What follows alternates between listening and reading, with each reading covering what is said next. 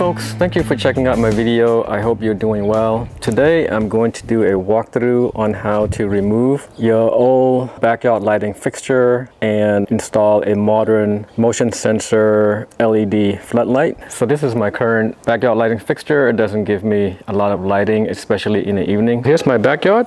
It's a good sized backyard. It's not too big and it's not too small. But the current light fixture does not offer enough lighting for me, especially in the evening. So hopefully the new floodlight will give me enough lighting to spend more time out here in the evening. So here's my new floodlight. It is a Koda. I purchased it from my local Costco. You might be able to find this on Amazon as well. I'll see if I can provide a link to you guys. So as you can see here, this is a motion activated LED security floodlight. So it's going to be better than the one I currently have. It's going to provide me more than enough lighting for my backyard. Okay, let's open this baby up. So here is the back mounting mechanism, and this is the LED security light. It looks pretty nice. Here's another look at this floodlight here. So it comes with 3 LED lights. These you can move them around to meet your situation in the backyard. You can spread them out, you can focus them, or you can make them wider. This is the motion sensor component here. You can tilt them up and down. But the most interesting part about this here is that I don't see any wire coming out from this fixture. Usually there's 3 wires. You have the black wire, the white wire, and the green wire, right? But this here, they make it really simple and clean. Instead of giving us wires to make the connection, they have these 3 pins here. The pins will be connected to these terminals here. So what you do is you would connect the 3 wires coming from the wall outlet in these terminals here, and then you simply snap the 2 parts together like so once you make that wire connection. So I can't wait to see how clean this will look in the backyard. With that, let's go outside and do some connection. Before we make the connection, I want to walk through my safety feature. This is the process that I use every time I work on installing any electrical fixture in the house. This is the switch for the floodlight. I would turn the switch on and go outside and see if the light is on there. So it is on. Next, I would go to the circuit breaker. I'm still leaving the switch on, but I'm going to the circuit breaker to turn off the circuit breaker. Here is my circuit breaker. If you're new to circuit breaker, usually they have a listing and numbering. They would give you an idea of the lighting for each room, for example. The one we have is the backyard. The backyard is attached to the kitchen lighting. So I did some testing and that will be on number 14. Once I figure out which circuit breaker the backyard light is on, I would then turn that circuit breaker off. So let's do that. It's off. So we're going to go outside and we're going to check to see if that light comes off. So the switch is on and let's see if the light comes off. So that light is no longer on. That tells me that the circuit breaker I just turned off is the correct circuit breaker for this one. With that light off, I'm also going to turn the switch off as well. I know this is tedious, but safety is very important, so I do take my time to make sure that no electricity is coming through that circuit while I'm working on the lighting fixture. Before we remove the lighting fixtures, I just wanted to share with you something that I find really useful for this sort of project. This is a non-contact voltage detector. This device is very helpful, especially when I work on installing lighting fixture. I highly recommend getting a hold of one of these. This will allow you to determine whether there is electricity coming through the wire without even touching the wire. Here I have my coffee maker on. If there is electricity coming through the circuit, this thing will detect it. So let's just do this. There we go. So you don't have to touch the wire, but it will let you know that there are currents coming through this wire. And if there's no current coming through the wire, it will not beep. Okay, so this is what I'm going to use just to make sure there's no current coming through any of the wires that I'm working on, even though I have the circuit breaker off. So after you turn off the circuit breaker and the switch is off, you kind of want to see what you have to work with here. So it looks like there are 2 screws here that I can take off. Yours might be different. Take it off, and then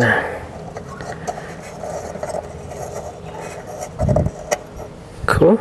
And I think I can just pull it out like so. For added safety, I'm going to use the non-contact detector to see if there is current coming through here, although the circuit breaker is off, just to make sure. So this is on, and as you can see, it's not sensing any electricity coming through, so I can feel safe working on these wiring here. You can also use a multimeter as well if you don't have a non-contact detector. Since I feel safe doing this, I'm going to remove these out of the way here. With that, I'm going to spend a little time to talk about this wiring, because it might be confusing to people. As you can see here, there are 3 wires coming out from the outlet. You have the black wire here. This is a hot wire. It's connected to the switch, right? This is a power wire. This is where the current is coming from the circuit breaker. And then the electricity will go through the lighting part, and then it will return to the neutral wire. Okay, the white wire is the neutral wire, also known as a common wire if you have more wiring. So electricity will need a pathway back to the circuit breaker and eventually to the transmission line outside of your house. And then you have the ground wire. The ground wire is always attached to the metal framing of the outlet, or here, but they didn't connect it to here, but to the metal framing of the outlet, so that's fine. And that is just in case you have a fault. This wire, for example, this nuts here come off, the wire then touches the metal. Electricity will then have a pathway to go back to ground or to the neutral frame of the circuit breaker. Electricity now have another pathway to go back to the transmission line outside your house. So always connect the ground wire for safety purposes. Cool, just like that.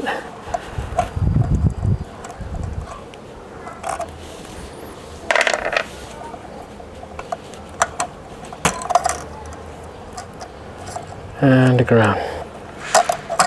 So I also have a multimeter here, and if you don't know how to use a multimeter, let me just unscrew here. So for the multimeter, you want to turn it on to AC voltage, and then the black one is the neutral. Okay, that's a common wire. So you want to connect the black one first. So unfortunately, there's not an alligator clip, right? Like so. And then the red one goes to the live wire. So you want to connect the common first and then the red one last. Okay? So here, there's no reading on it, and so there's no electricity coming through. Okay, just in case you don't have the non-contact, you can use that. So now we have this off, and we're ready to make the installation. I'm going to have to remove this piece here, and then install the one that came along with the package. Alright, so once you remove the old metal piece out, you can install the new ones that they gave us. So next step would be to connect these wires to the back panel. Alright folks, so what I'm going to do next is insert the 3 wires into these 3 slots here. Let me just show you what it looks like. The black wire will go here, which is L, live wire. The white wire, which is the neutral wire, will go into the middle, and then the green wire will go here on the side. You're going to need a small flat screwdriver so you can tighten up once you insert the wires in. There we go.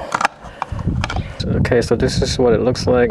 You want to feed all the lines into this hole here, and then you want these terminals to be facing you, and this one will go up. Alright, I'm going to try to screw this in right there, so this way it'll stay in place. Boom. As you can see, this is really clean. It's amazing, and it matches perfectly here. It's tight. I'm gonna screw it in a little bit more. Now we have these 3 wires coming out here. We're going to insert the black wire into here. Boom. The white wire. Boom. Make sure it's always in there. And then the ground wire will go in here. You want to tighten it with the flat screwdriver. See if I can try to push these in a little bit here. Yeah, this is the cleanest installation that I had. Usually there's just a lot of wires coming out from different places. It's really confusing. But this one here, they made it really simple. You'll see the female terminals here that you'll just plug it in to the lighting fixture. Amazing. Here's the lighting fixture. I'm just going to plug it in like so, and it should fit. Boom. Beautiful. It is straight. Yeah, I think it's straight. As you can see, it plugs in perfectly. Once you plug it in, you can raise the middle light up here, and there's a screw in there that you screw in to tighten the whole piece together. Pretty tight. Then you can bring this down like so and position it to your liking, whether it's concentrated like so or expand it so you can have a wide range of lighting in your backyard. So I think I'm done. Let's turn it on. Hopefully it works. Back to the circuit breaker. It's on the off position. I'm going to turn it back on. Boom. I'm going to turn the switch back on. And then see if the light comes on. Oh my God, it is on. Look at that. It's really nice. So now I have this beautiful lighting in the backyard. It's going to give me all the lighting that I need, especially in the evening. Alright folks, so this project is done. I really appreciate you taking the time to watch this video today. I hope it was helpful. Again, thank you so much, and I hope to see you again soon.